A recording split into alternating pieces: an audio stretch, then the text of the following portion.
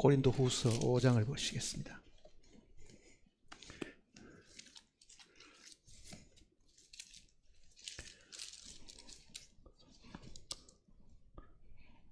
고린도후서 5장 18절 말씀부터 보겠습니다.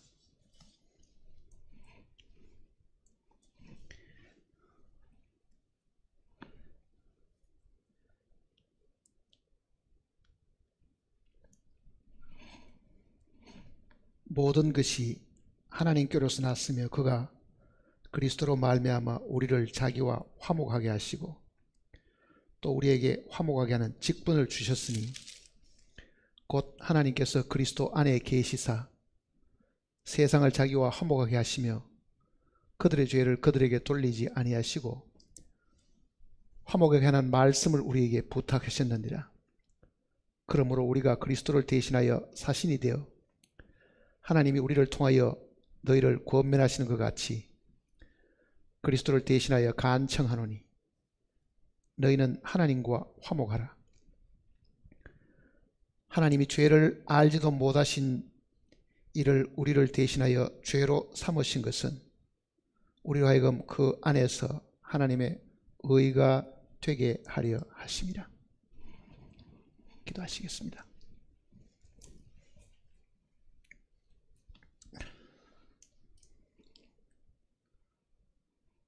살아계신 아버지 하나님, 하나님이 살아계심으로 이 땅의 모든 생명체들이 존재하게 되었고 하나님이 살아계심으로 그 생명체들이 생명을 유지하고 지금까지 살고 있음을 저희들이 알고 있습니다. 우리의 육체의 생명뿐만 아니라 영원한 생명까지 우리에게 주셨으니 이 생명은 우리로 말미암은 것이 아니고 하나님께서 우리에게 주신 영원한 생명임을 저희들이 알고 있습니다.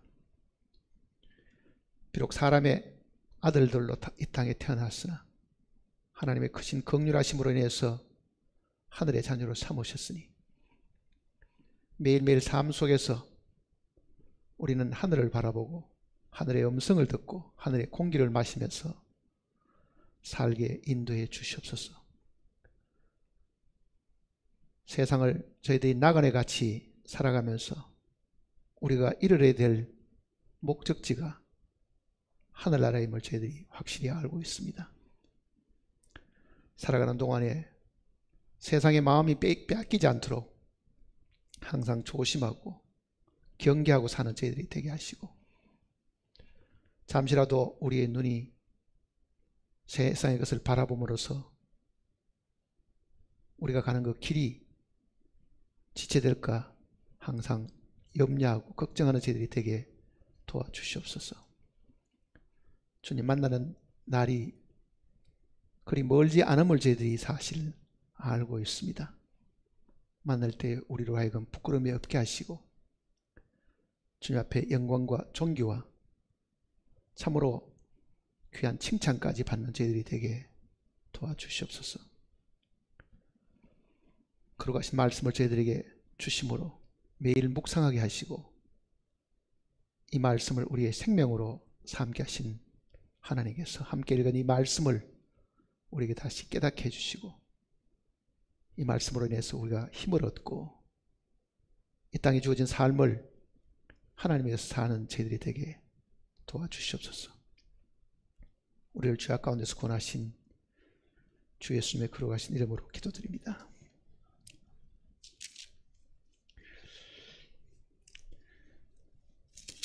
특히 여기에 20절을 보시면요, 그러므로 우리가 그리스도를 대신하여 사신이 되어 하나님이 우리를 통하여 너희를 권면하시는 것 같이 그리스도를 대신하여 간청하노니 너희는 하나님과 화목하라. 너희는 하나님과 화목하라. 이렇게 특별히 부탁하신 말씀이 있습니다. 그것도 바울은 간곡히 요청한다는 의미로 지금 이야기를 하고 있습니다. 하나님과 더불어 화목을 해라. 물론 고린도 교회 사람들은 죄 사함 받은 하나님의 백성들이긴 해도요, 죄가 우리 속에 역사하고 그것이 행동으로 옮겨지게 되면 우리는 하나님과의 간격이 생기는 것을 분명히 알 수 있습니다. 그러니 항상 우리는 하나님과 우리 사이에 불화가 없게끔 항상 화목하는 그 상태를 유지해야 됨을 이야기를 하고 있는 겁니다. 하나님께서 우리에게 화목할 수 있는 길을 사실 주셨고 또 화목을 하나님이 먼저 우리에게 청하신 것입니다. 세상에도 가해자가 있고 피해자가 있으면요,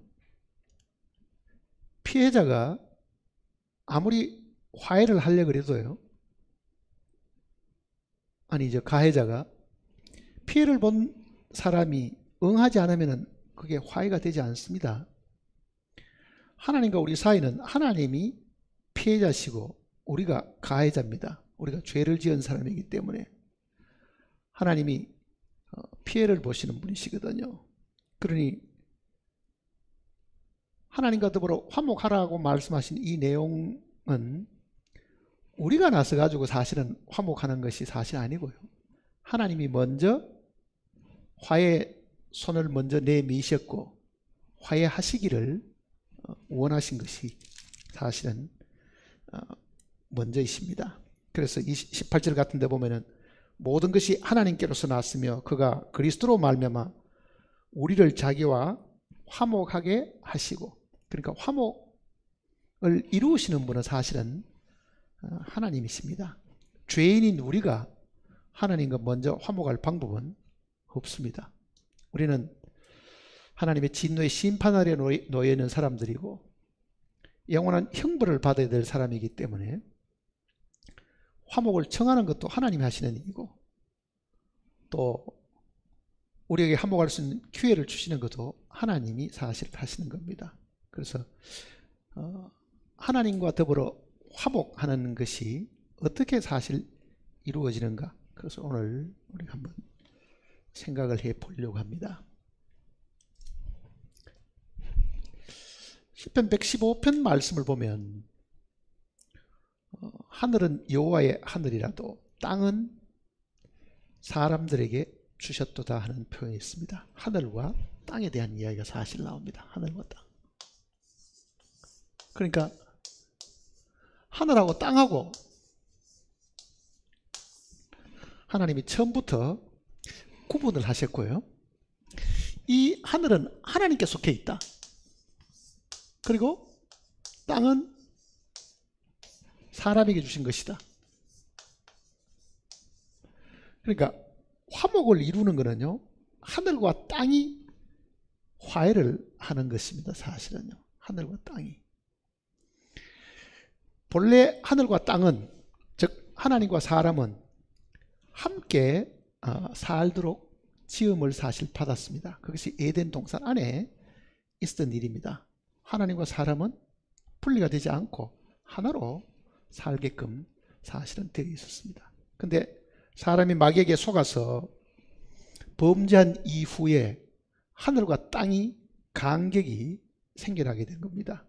즉 하나님과 사람 사이에 거리가 생겼다. 그것이 이제 성경에서 말하는 죽음이잖아요. 네가 이것을 먹는 날에는 정령 죽으리라. 하나님과 분리가 된다는 얘기니까. 그리고 땅은 너로 인하여 저주를 받고, 그러니 범죄가 하늘과 땅을 분리시켰다. 즉 하나님과 우리를 분리시켜 놓은 것이다. 이거를 성경이 창세기부터 쭉 설명을 하고 있습니다. 그러니까 화해를 해야 되는 것은 사실은 하늘과 땅이 다시금 하나가 되어야 되는데 그것이 어떻게 가능하게 되어 있는가? 왜 이 범위를 우리가 크게 보느냐 하면요, 하나님과 사람 이렇게 특정한 대상만 이야기하는 게 아니고 이 화해가 땅과 땅에 속한 모든 생명체가 하나님과 화해를 하게 되어 있는 겁니다. 그러니까 사람만 하나님과 화해하는 것이 아니고 땅에 있는 모든 생명체들도요, 하나님과 사실은 화해가 일어나야 됩니다. 골로새서를 보시면요.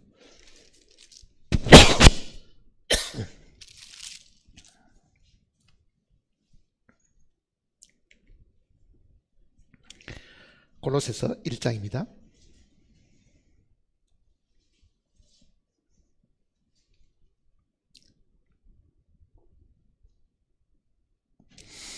(20절을) 보시면요. 1장 20절. 그의 십자가의 피로 화평을 이루사 만물 곧 땅에 있는 것들이나 하늘에 있는 것들이 그로 말미암아 자기와 화목되기를 기뻐하십니다.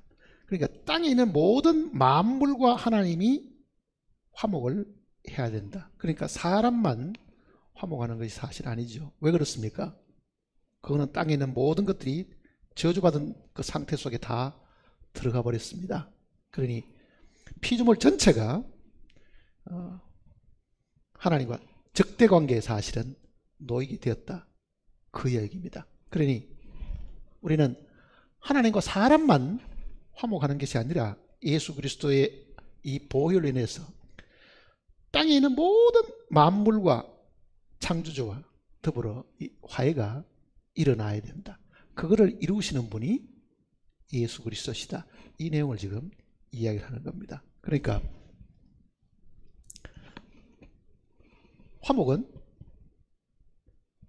하늘과 땅이 다시금 하나로 되는 상황을 설명한다는 것을 먼저 잘 기억을 하셔야 됩니다.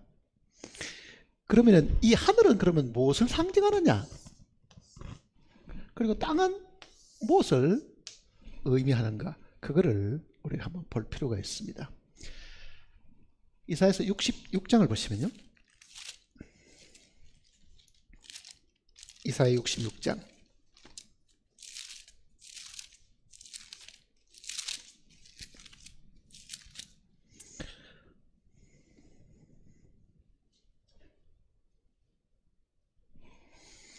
이사야 66장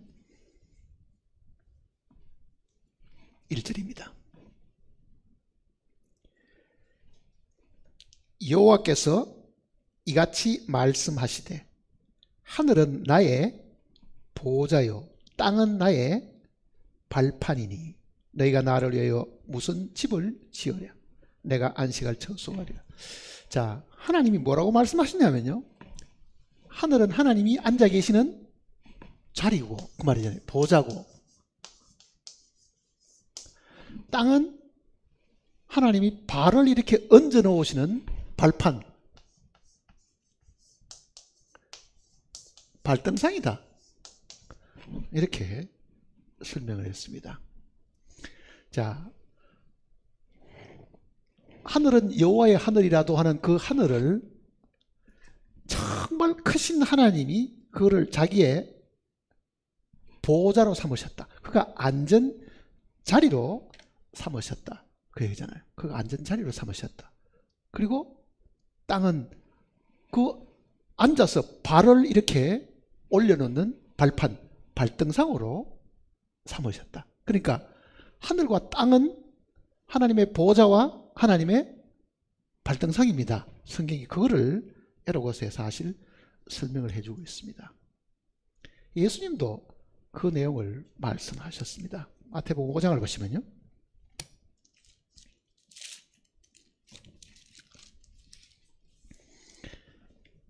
마태복음 5장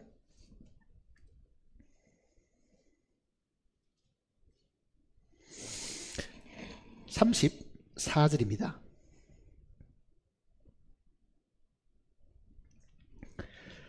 나는 너희에게 이르노니 도무지 맹세하지 말지니 하늘로도 하지 말라 이는 하나님의 보호자임이요 땅으로도 하지 말라 이는 하나님의 발등상임이요. 자, 하늘과 땅을 성경은 하나님의 보호자와 하나님의 발등상으로 이야기를 했습니다. 자, 그러면은 하늘과 땅이 원수가 되었는데, 예? 사람의 범죄로 인해서 이게 원수가 되어버리는데 어떻게 이 하늘과 땅이 화해를 이룰 수 있는가? 그걸 우리가 잘 생각을 해봐야 됩니다. 물론 우리가 생각하는 거기에 답이 나온다 그 말이 아니라 우리가 읽은 성경 속에 이 답이 사실 들어있습니다. 어떻게 하늘과 땅이 화해를 이룰 수 있는가? 원수가 되었는데 땅에 있는 모든 만물 그리고 창조주 하나님과 이게 어떻게 화해가 가능한가? 왜? 악한 행실로 원수되었던 너희를 그러잖아요. 성경은. 우리가 죄를 지어가지고 하나님과 원수가 되었는데 이 원수된 사람과 모든 피조물들이 하나님과 어떻게 화해를 이룰 수 있는가? 그거는 사람이 아이디어를 내서 고안한 것이 아니고요. 하나님이 사람과 먼저 화해하시려고 계획을 하신 겁니다. 그리고 화해하는 방법을 하나님이 만드신 거예요. 그게 오늘 우리가 죄사함 받는 것, 하나님께로부터 우리가 용서받고 의롭다함을 얻는 것, 그 내용 속에 이게 축소가 사실 되어 있습니다. 자, 우리는 이 구약 성경에 이 성막 공부를 전에 우리가 했는데요.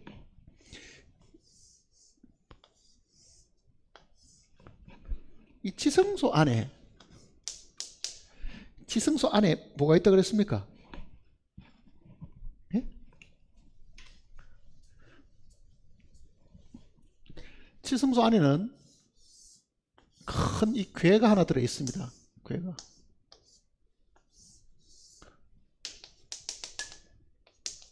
예, 궤가 하나 들어 있죠. 요 위에 뚜껑이 있다 그랬죠. 뚜껑을 이렇게 덮으면 이 뚜껑 위에 정금으로 만들어진 그룹이 날개를 이렇게 펴서 이렇게 마주보고 있습니다. 자, 전 우주를요 하나님이 요 안에다가 축소시켜 가지고 사람들이 알 수 있는 방법으로 해 주신 겁니다. 자, 하늘에 속한 부분은 뭐냐? 속죄소입니다. 땅에 속한 부분은 뭐냐? 궤입니다. 언약궤잖아요. 언약궤.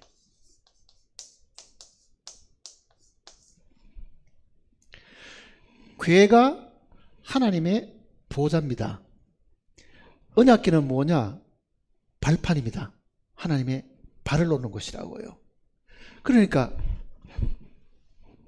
광활하고 우리가 지금 생각해보는 하늘 그러면 너무 범위가 넓은데 이거를 딱 축소해가지고 요 성소 안에 하늘과 땅이 만나는 것을 지금 요 언약궤와 법궤 요 두 물건 속에 하나님이 주신 겁니다. 사실은요. 화해하는 방법을, 하늘과 땅이 화해하는 방법을 요 안에 지금 다 넣으셨습니다. 그러니까 법궤는 땅에 해당하고 하나님의 발등상이라 그랬죠. 발등상. 발판입니다. 속죄소는 하늘에 속하고 이거는 하나님의 보좌입니다. 그러니 광활한 하늘과 땅을 사람들이 쉽게 볼 수 있도록끔 하나님께서 이렇게 속죄소와 궤를 만들어 주신 겁니다. 이 내용을 우리가 한번 성경 속에서 한번 찾아볼 필요가 사실 있습니다. 역대상을 보시면요.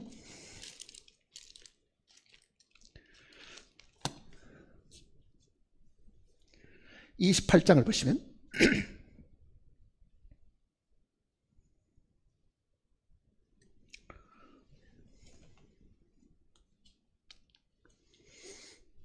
역대상 28장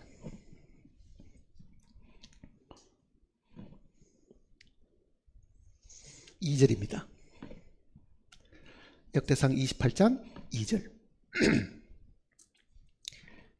이에 다윗 왕이 일어서서 이르되 나의 형제들 나의 백성들아 내 말을 들으라. 나는 여호와의 언약궤 곧 우리 하나님의 발판을 봉안할 성전을 걸축할 마음이 있어.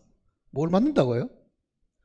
언약궤가 곧 하나님이 자기 발을 두시는 뭐라 그랬습니까? 발판이다, 발등상이다, 그 얘기잖아요.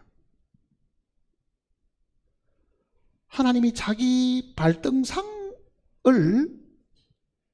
봉안할 성전을 내가 짓는다. 그러니까 성막은 확대하면 나중에 이제 성전이 되는 건데요. 성전 안에 있는 이 속죄소나 언약궤는 유일하게 성막에 있던 것을 그대로 가지고 들어간 물건입니다. 그러니까 모세가 만들었던 성막에 있던 7가지 물건 중에서요, 사이즈를 더 키우지도 않고 그거를 그대로 가지고 들어간 거는 이 속죄소와 법궤밖에 없습니다. 그러니까 이 속죄소와 법궤는 모세 성막 안에 있던 그 물건을 그대로 가지고 들어간 거예요. 다른 거는 다 바뀌었습니다. 사이즈도 바뀌고 다 바뀌었죠. 개수도 바뀌고. 근데 다윗은 지금 하나님의 성전을 지으려고 하는데 그 성전은 왜 짓느냐? 하나님의 이 발등상을 놓을 자리를, 그렇게 이야기하잖아요. 발등상을 놓을 자리를. 그러니까 언약궤가 하나님의 발판, 즉 하나님의 발을 놓는 곳이다. 성경은 지금 그걸 우리에게 먼저 가르쳐 준 겁니다. 발판을 놓는 것이다. 그러니까 이 하나님의 발판은 본래 뭐에 속합니까? 땅에 속한 거잖아요. 이게 땅에 속한 것이거든요. 그러니까 위의 것이 하늘이고 하나님의 보호자면 밑에 것은 땅이고 하나님의 발등상이다. 이거를 이사야 선지자는 하늘과 땅을 보호자와 땅으로 설명해 준 그 내용과도 사실은 같죠.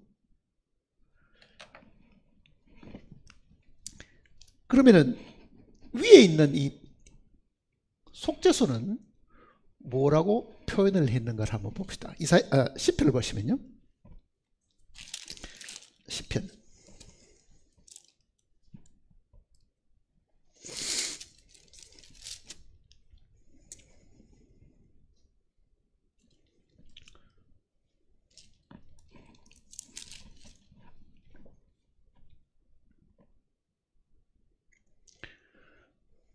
99편을 보십시다. 시편 99편. 시편 99편.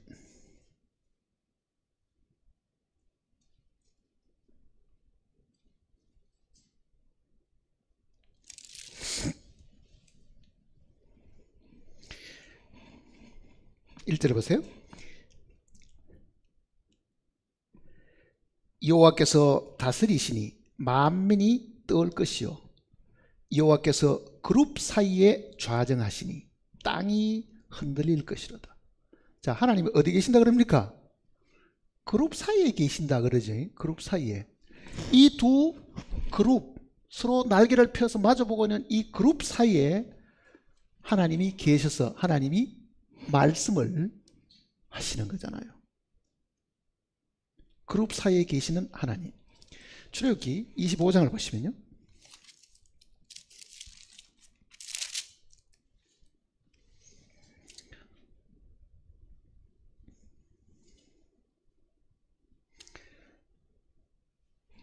출애굽기 25장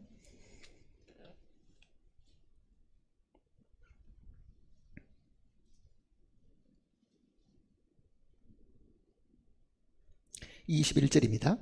25장 21절. 속죄소를 궤 위에 얹고, 이거는 이제 언약궤 뚜껑이라 그랬잖아요. 속죄소라는 거는 궤 위에 얹고 내가 내게 줄 정금판을 궤 속에 넣어라. 거기서 내가 너와 만나고 속죄소 위, 곧 정극의 위에 있는 두 그룹 사이에서 내가 이스라엘 자손을 위하여 내게 명령할 모든 일을 내게 이르리라 그러잖아요. 내게 이르리라. 그러니까 성막은 하나님의 처소입니다. 하나님의 임재가 있는 곳이잖아요. 근데 하나님이 어디 계시느냐?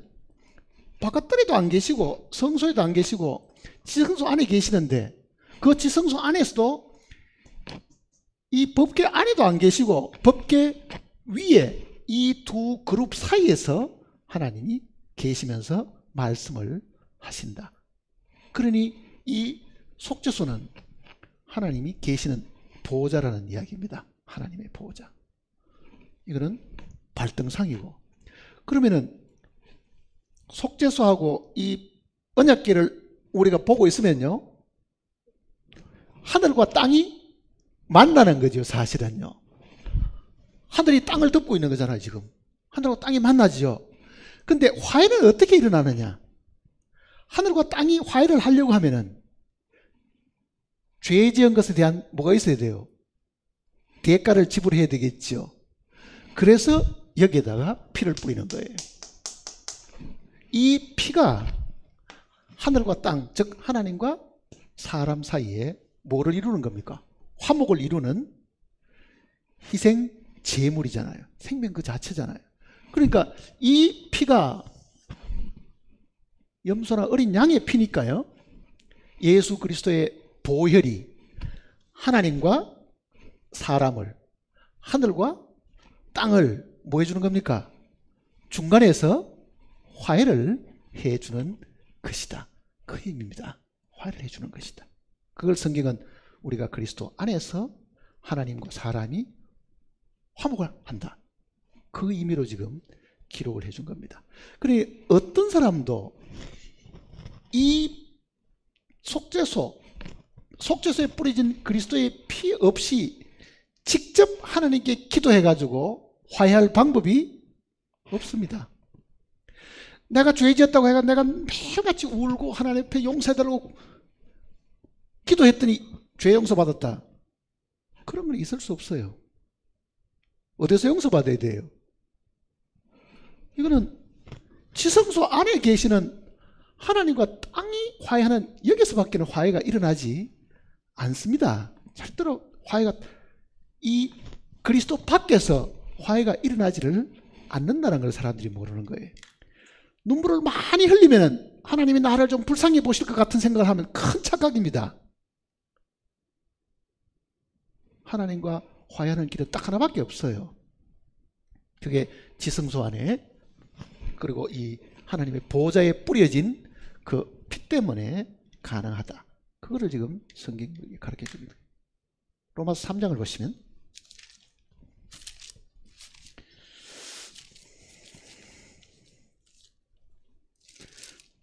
로마서 3장입니다.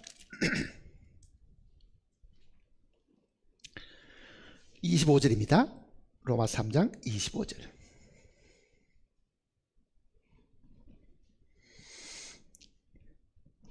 이 예수를 하나님이 그의 피로서 믿음으로 말미암는 화목 제물로 세우셨으니, 이는 하나님께서 길이 참으시는 중에 전에 지은 죄를 관가심으로 자기의 의로우심을 나타내려 하십니다. 자, 이 예수를 하나님이 뭐로 세우셨다고 해요? 화목 제물로. 지금 우리말 성경에는 화목 제물, 화목 제물.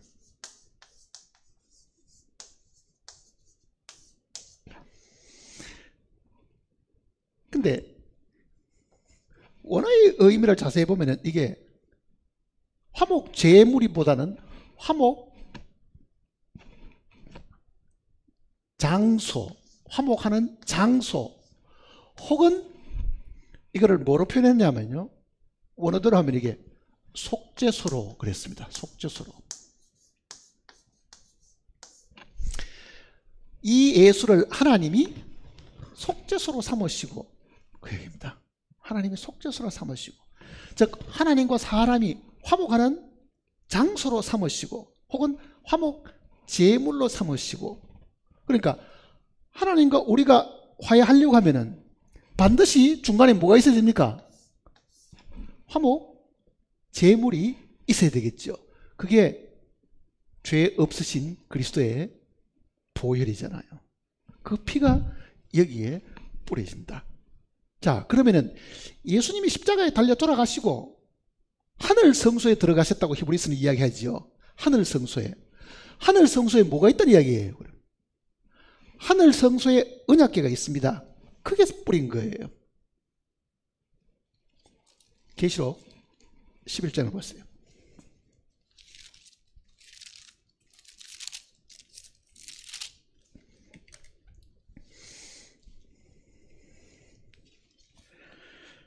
계시록 11장 19절입니다.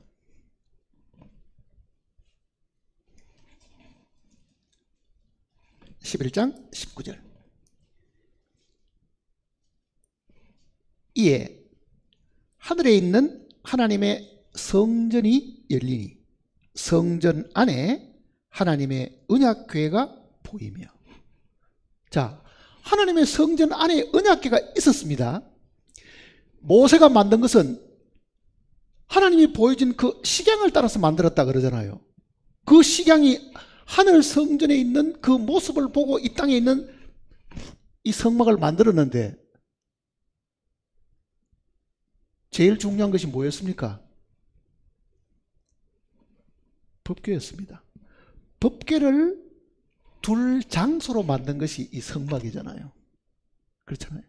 그게 하나님이 이 땅에 자기 거처로 정하신 곳, 이 세상의 모든 것이 오염되어 있고 저주받은 것이지만은 이 성막만 가장 거룩한 곳이거든요. 하나님이 임재할 수 있는 만큼 깨끗한 곳이니까. 거기에 지금 하나님이 여기에 이 속죄소를 주시고 법궤를 주신 것은 그게 하나님의 자리로 주셨고, 그 다음에 그 언약궤에 피가 뿌려지면 하나님이 백성의 모든 죄를 사하신 것처럼 예수 그리스도도 자기 피로 하늘 성소에 들어가서 하나님께 피를 들으셨다. 그게 히브리서 내용이잖아요. 자기 피로 가지고. 그러니까 예수님은 땅에서 죽으시기는 해도 그 피를 어디 가지고 가셨어요? 하늘에 올라가신 거죠. 하늘 언약궤 앞에 뿌렸겠지, 분명히. 하늘 성소에 있는. 그러니 하늘 성소에 있는 이 언약궤도 주님의 발등상이고 주님의 보좌와도 같은 것이다. 그러니까 하늘과 땅이 화해하려고 하면 화목 제물이 분명히 있어야 되고 화목하는 장소도 분명히 있어야 되고, 그게 성경에서 말하는 속죄소가 되었다. 그 내용을 지금 설명하는 겁니다. 그러면 구원받은 사람이 혹시 죄를 짓게 된다 하더라도 눈물을 흘리는 것이 중요한 것이 아니고 뭐가 더 중요한 겁니까? 하나님 앞에 우리를 화목 이루기 위해 가지고 그 보호자 앞에 피를 뿌리신 그 보혈이 하나님 우리를 화목하게 해주는 겁니다. 처음 하나님께 나아가는 사람이나 구원받고 난 이후에 마음에 그림칙하고 죄가 있어서 두려운 사람도 두 번째 나아갈 때도 하나님 앞에 나아갈 수 있는 길은 이 뿌려진 이 보혈밖에는 사실은 없습니다. 세 번째 나아갈 때도 길은 보혈밖에 없다고요. 언제든지 나아갈 때도 하나님 앞에 다가갈 수 있는 것은 뿌려진 이 보혈밖에는 사실은 없습니다. 그러니 우리는 매일 생활 속에서 이 피가 하나님 앞에 우리를 세워준다는 것, 그 앞에 우리를 서게 해준다는 것, 이 사실을 늘 기억하고 있어야 됩니다. 근데 많은 경우는 죄 짓고 나면 뒤로 움츠려가지고 아이고 창피한데 지난번에 똑같은 죄를 또 회개했는데 또 회개하라는 말이냐? 하고 뒤로 물러서잖아요. 두 번 아니라 100번이라도 하나님께 나아갈 수 있는 길은요, 하나님은 제한하지 않았습니다. 이 피를 너는 100번 아니라 2번만 의지하고 오너라 이렇게 말씀하신 것이 아니잖아요.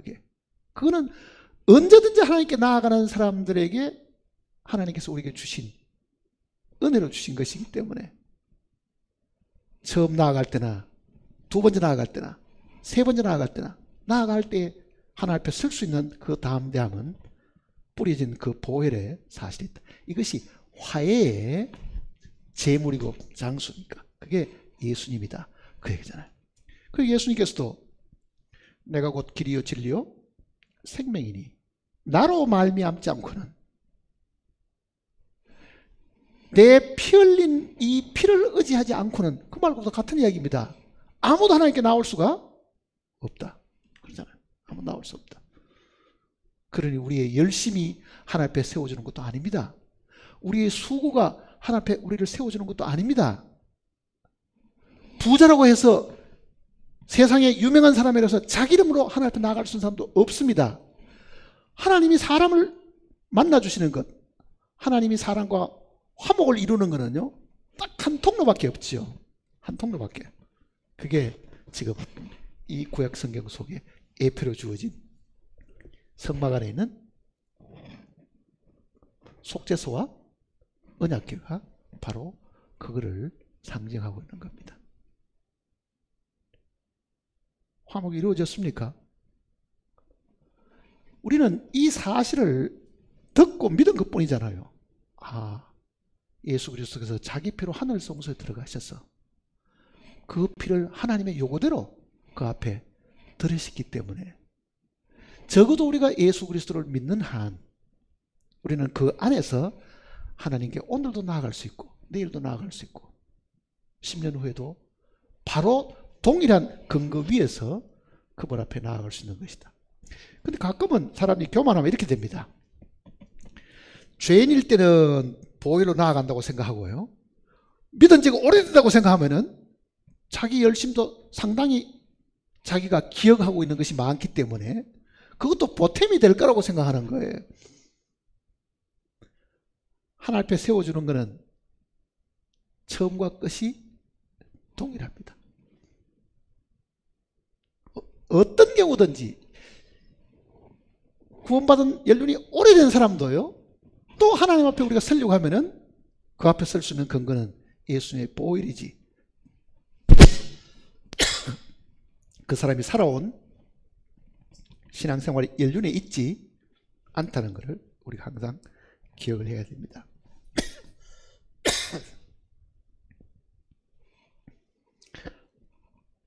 그러니까 사도는 지금 이 내용을 우리에게 가르쳐 줄 겁니다. 다시 고린도 후서 5장을 보시면요.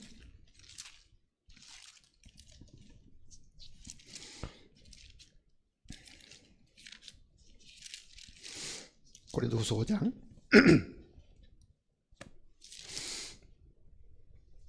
19절입니다.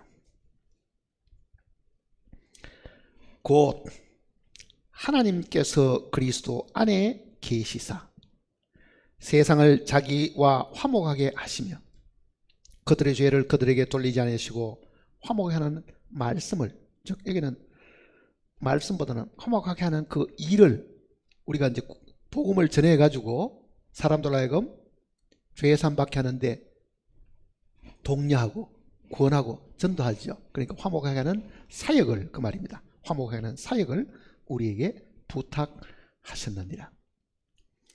그러므로 우리가 그리스도를 대신하여 사신이 되어 하나님이 우리를 통하여 너희를 권면하신 같이 그리스도를 대신하여 간청하노니 너희는 하나님과 화목하라. 자, 처음 하나님께 나아갈 때는 우리는 이 화목하게는 이 희생 제물로, 즉 그 피로 인해 가지고 우리는 화목되어졌습니다.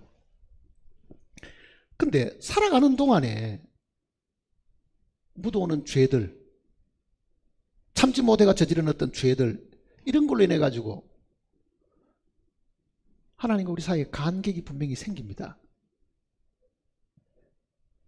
그럴 때 우리가 주저하지 말고 뒤로 미루지도 말고 즉시 하나님께 나아갈 수 있는 그 길을 찾아야 되는데요, 그게 처음 나아갈 때에 내가 의지했던, 믿었던 그 보혈임을 항상 생각해야 된다. 아무리 내가 죄를 많이 지어도 하나님이 나를 받아주시는 것은 하나님 나 다시 안 그러겠습니다 하는 그 마음의 결심 보고 나를 그 앞에 세워주지를 않습니다. 뭘 보고 세워줍니까? 화목에 하는 재물이 있어야 되는 거잖아요. 그러니 그 재물이 있다는 걸 우리가 생각하면은 뒤로 미룰 일도 없고 두려워할 필요도 없습니다. 구원받고도 내가 이런 죄를 또 짓고 지난번에도 내가 하나님께 자백을 했는데 또 똑같은 죄를 짓고 또 하면 하나님 보시기에도 이게 체면이 있지 아마 이렇게 생각하는 사람이 있을지 모릅니다. 그런 우리의 생각은 다 아무 소용이 없습니다. 아무 소용이 없어요. 그러니까 우리가 마음속에 꺼리낌이 있고 담대함을 잊어버릴 때는요, 이 지성소에 있는 이 언약궤와 이 법궤 그리고 그 위에 뿌려진 그 피가 지금도 유효한 것을 생각을 해야 됩니다. 왜 이게 지금도 피가 안 마르고 그냥 있느냐? 왜 하늘 성소에 그 언약궤에 예수님이 뿌린 그 피가 지금도 마르지 않고 그대로 있을 건가? 왜 그렇겠어요? 이게 땅에 있으면요 마릅니다. 땅이란 거는 항상 시간이 가면은 모습도 바뀌고 변화되고 나중에는 사라지고 썩어지고 없어지는 겁니다. 그러나 하늘에 속한 거는요 항상 영원한 겁니다. 하늘에 있는 거는. 그래서 영원이라는 말은 땅에서는 적용할 수가 없는 단어입니다. 하나님도 영원하신 하나님, 우리의 속죄도 영원한 속죄, 하나님이 만들어 오신 지옥도 영원한 지옥이고 하나님 만들어 오신 장차 우리 하늘나라도 영원한 하늘나라입니다. 그러니까 하나님께는 시간 개념이 없다가 아니라 시간이 있어도 시간을 초월해 계시는 분입니다. 사도 베드로는 이렇게 얘기했잖아요. 주께는 하루가 천년 같고 천년이 하루 같은 이 한 가지 사실을 잊지 마라. 아니 하루는 하루고 천년은 천년이지 하루하고 천년하고 우리는 계산하면 어떻습니까? 이거는 어마어마한 차이잖아요. 하늘과 땅의 차이라고요. 왜? 우리는 기껏 해봐야 100년도 못 사는데 하나님은 천년하고 하루하고 같다고 보면 그게 어떤 계산을 하면 그렇게 되느냐? 그거는 그런 의미가 아니고 하나님은 시간을 초월해 계시는 분이시다는 말을 그렇게 표현한 겁니다. 하나님에게는 시간이 없다가 아니라 시간 위에 계시는 분이시기 때문에 그렇잖아요. 그거는 우리가 말하는 대로 그게 영원하신 분이기 때문에 그렇습니다. 그러니까 그리스도가 드린 그 보혈은 하늘에 속한 것이 되어버렸잖아요. 이제는 땅에서 하늘로 올라갔으니까. 그러니 그 보혈은 지금도 말하지 않고 그대로 하나님 보좌에 그 법궤 위에 그대로 있다는 것을 성경이 가르쳐주고 있는 겁니다. 그러니까 우리가 하나님께 나아갈 때 두려워해야 될 하등의 이유가 사실은 없죠. 그 피가 지금도 그대로 마르지 않고 하나님 마음을 만족해 하고 있다. 그 얘기입니다. 만족해 하고 있다.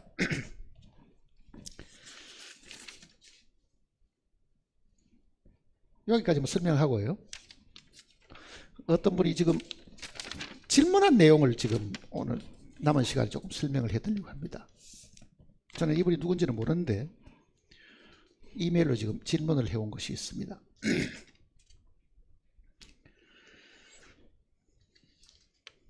이렇게 설명했습니다. 이렇게 지금 물어봤습니다.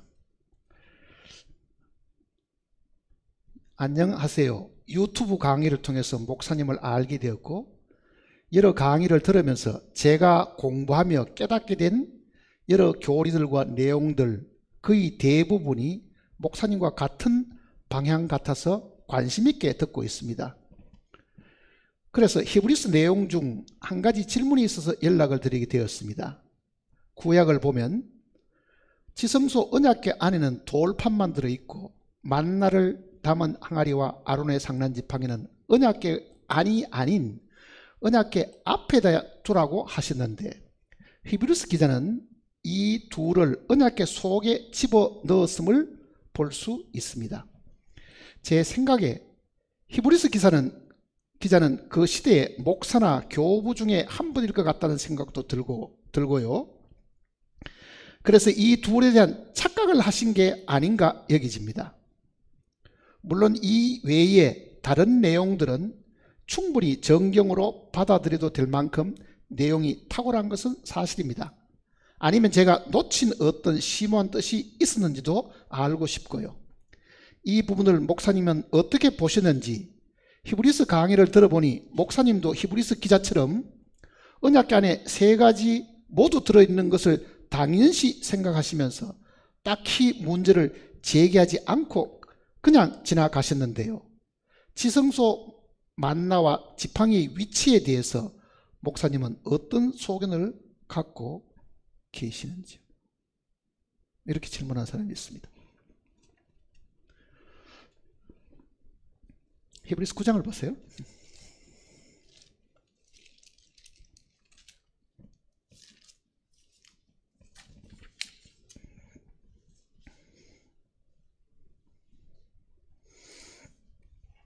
히브리서 9장 1절입니다. 첫 언약에도 섬기는 예법과 세상에 속한 성소가 있더라. 예배한 첫 장막이 있고 그 안에 등잔대와 상과 진설병이 있으니 이는 성소라 일컫고, 또 둘째 휘장 뒤에 있는 장막을 지성소로 일컫나니, 금 항로와 사면을 금으로 산 언약궤가 있고 그 안에 만나를 담은 금 항아리와 아론의 상난 지팡이와 언약의 돌판들이 있고 그 위에 속죄소를 덮는 영광의 그룹들이 있으니 이것들에 관하여는 이제 낱낱이 말할 수 없노라. 자, 히브리스 공부를 과거에 했고 아마 이 사람도 이 히브리스 강의를 들은 것 같습니다. 근데 그가 질문하는 내용은 이 법궤 안에 돌판이 있고 만나를 당한 항아리도 있고 아론의 상난 지팡이도 여기에 있다, 이렇게 얘기했거든요. 꽃이 피어있는 아론의 상. 근데 이 사람은 자기가 성경 본대로 하면 이 두 가지는, 즉 만나를 담은 항아리와 이 지팡이는 지성소 법궤 앞에 뒀을 텐데, 그 얘기잖아요. 성경에 그렇게 이야기했다고 이야기한 거거든요. 앞에 뒀을 텐데 왜 히브리서 기자는 이 두 물건이 이 법궤 안에 있다고 이야기하느냐. 목사님도 설교하는 내용을 들어보니 이걸 당연시 그렇게 설명을 했다, 이렇게 얘기했습니다. 제가 답을 해드리려고요. 이게 답이 길어질 것 같아서 전화번호를 남겨주면 내가 연락해서 답을 주겠다 그랬더니 전화번호도 안 줘요. 그러고는 뭐라고 말하느냐면은 혹시 연약한 성도들이 뭐 시험에 걸릴지 모르니까 나중에 뭐 혹시 뭐 이렇게 설명을 해 주시든지 이렇게 이제 하고 말았어요. 그러니까 그 사람 생각에는 성경을 자기 나름대로 열심히 보는 사람이고 또 이 정도로 평가할 정도가 되면요 아마 설교하는 사람일 가능성도 분명히 있습니다. 근데 제가 지금 이 사람이 뭘 이렇게 했냐면요, 제 생각에는 히브리서 기자가 그 시대의 목사나 교부 중에 한 분일 것 같다는 생각이 들고요. 그래서 이 둘에 대한 착각을 하신 게 아닌가. 그러니까 히브리서 기자가 성경을 잘못 알아가지고 자기 나름대로 성경을 히브리서 9장 내용을 이렇게 기록한 요즘 엉터리 목사나 뭐 누구처럼 그렇게 했지 않겠는가 하는 정도로 이야기를 하고 있는 겁니다.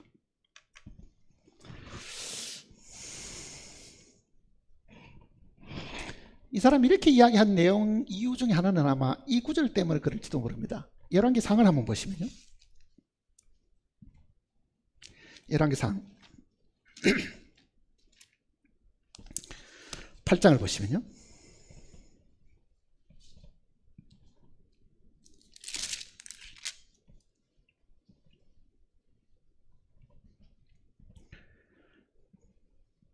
(8장) 9절입니다.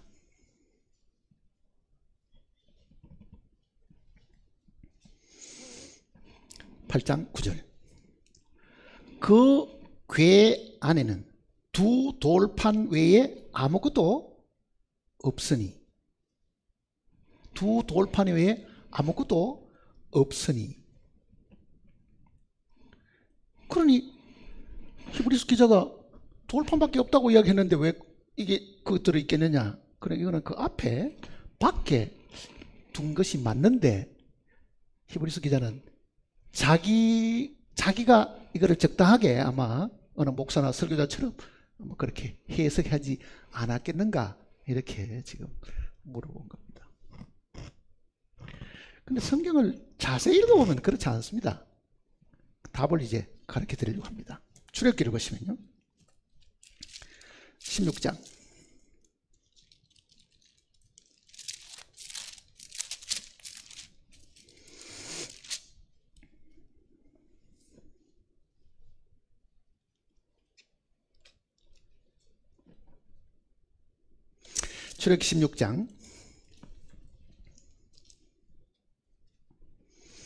33절입니다.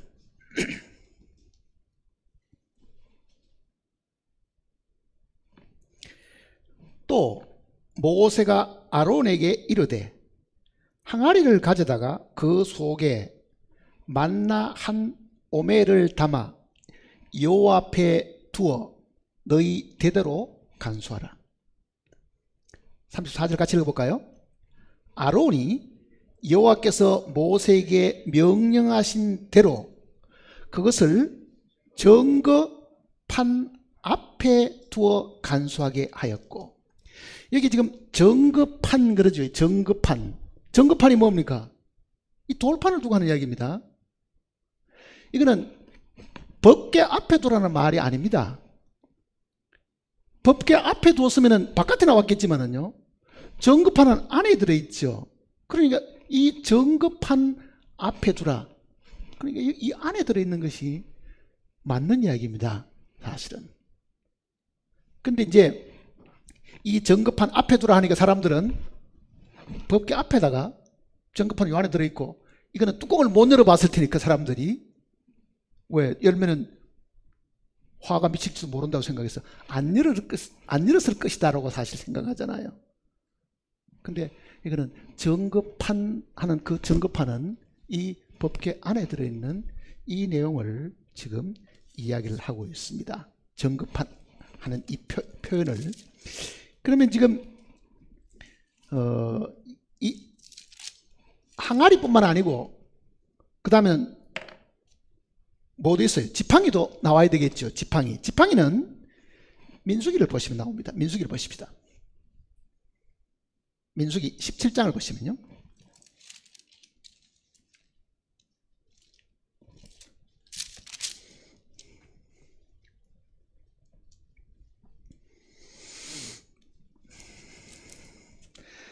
민수기 17장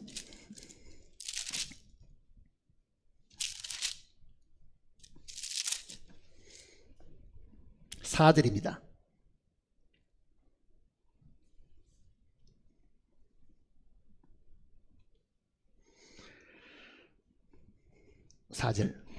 그 지팡이를 회막 안에서 내가 너희와 만나는 곳인 증거, 여기 지금 궤자가 들어있죠. 그게 증거궤. 이 구절 때문에 사실은 혼돈하는데, 여기 지금 증거궤 하는 요 궤자가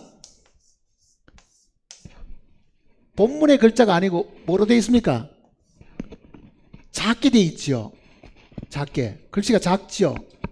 물론 지금 여러 출판사에서 나온 성경들이 이 작은 글씨를 빼먹어버리고 똑같이 큰 글씨로 똑같이 해놓은 성경들도 많이 있습니다. 근데 이 궤라는 이 단어가 본래는 없던 겁니다. 그러니까 증거판 앞에 이렇게 돼야 되겠죠. 증거판 앞에. 이게 번역한 사람이 집어넣은 건데, 이거를 다른 역본을 보면은 이거는 증거궤라는 말이 없고, 영어도 마찬가지고 다른 역본은 다 그렇게 되어 있습니다. 그저 testimony, 즉 증거 정거판 앞에 두라. 이렇게 된 겁니다. 정거궤 앞에 두는 게 아니고 정거판 앞에 두라. 그건 아까 출애굽기 만나 담는 항아리도 정거판 앞에 그러거든요. 정거판 앞에. 그게 맞는 이야기입니다.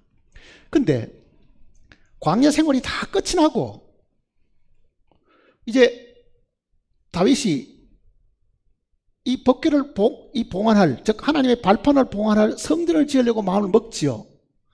그때는 요 법궤 외에 다른 거는 그 안에 없더라. 이렇게 한 거죠. 그러니까 그거는 끄집어내버린 거예요. 다, 그 다음에 어떤 경위로 그거를 끄집어낸지는 모르지요. 왜? 그 사이에 이 법궤가 블레셋까지 갔다 왔지요.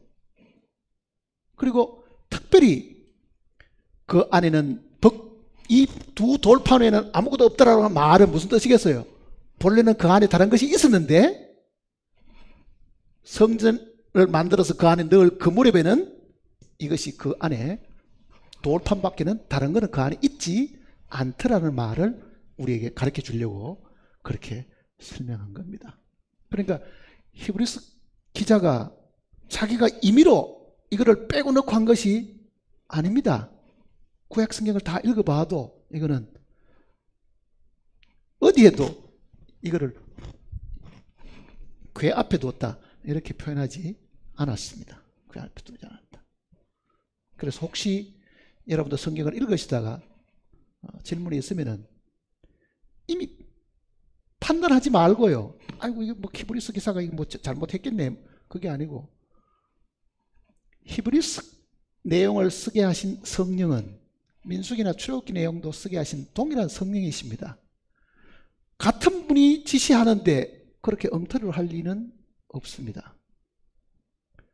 그러니까 자기 생각 속에 빠지지 않고 정말 이 성경 기록 모두가 다 하나님의 기록이라는 것을 분명히 우리가 알면은요, 이 안에는 그런 실수가 나오지를 사실은 않습니다.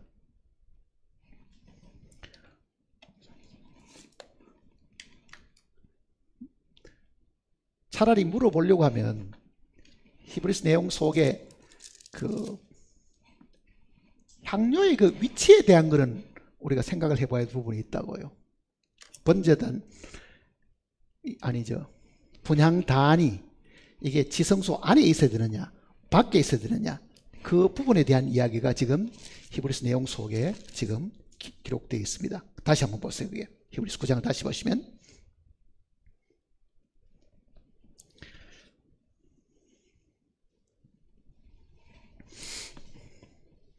3절 보시면요.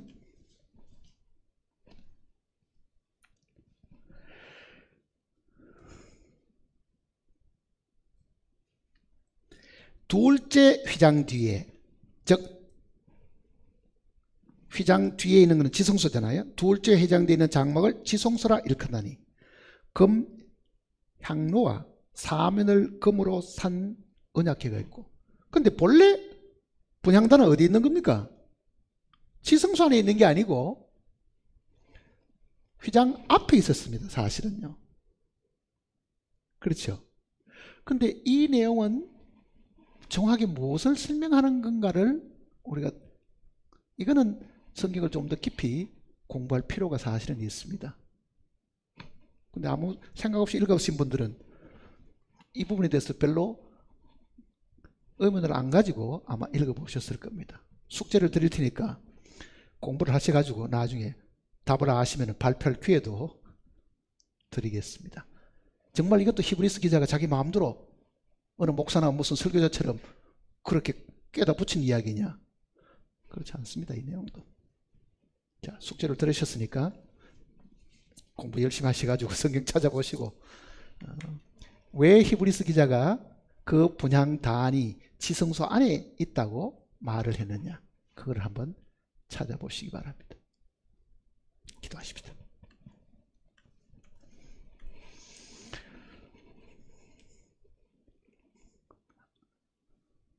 아버지 하나님, 때를 따라 우리에게 먹이시고 입히시고 귀한 말씀으로 우리를 훈계하심을 감사를 드립니다. 예수님께서도 이 땅에 계실 때 성경에 무엇이라고 기록되었으며 너희가 어떻게 읽느냐라고 물으신 적이 있는데, 우리가 성경을 읽을 때 대충 읽지 않고 자기 생각대로 읽지 않고 정말 성령께서 처음 기록할 때 그 영감을 불어넣으신 것처럼 우리에게도 동일한 성령이 가르쳐 주시도록 기도하는 마음으로 읽게 하시옵소서. 우리의 마음속에 이 말씀에 대한 확신이 가득 참으로 인해서 우리는 성령의 충만함을 분명히 받을 수 있음을 알고 있습니다. 게으르지 않고 부지런히 말씀을 묵상하고 탐구함으로 우리의 삶의 날로 더 풍성해지고 주님을 알아가는 지식이 더해짐으로 우리의 영혼이 항상 기쁨 가운데 살도록 인도해 주시옵소서. 우리를 죄 가운데 수고하신 주 예수님께 모든 것을 부탁드리옵고 주님의 거룩하신 이름으로 간절히 기도드립니다. 아멘.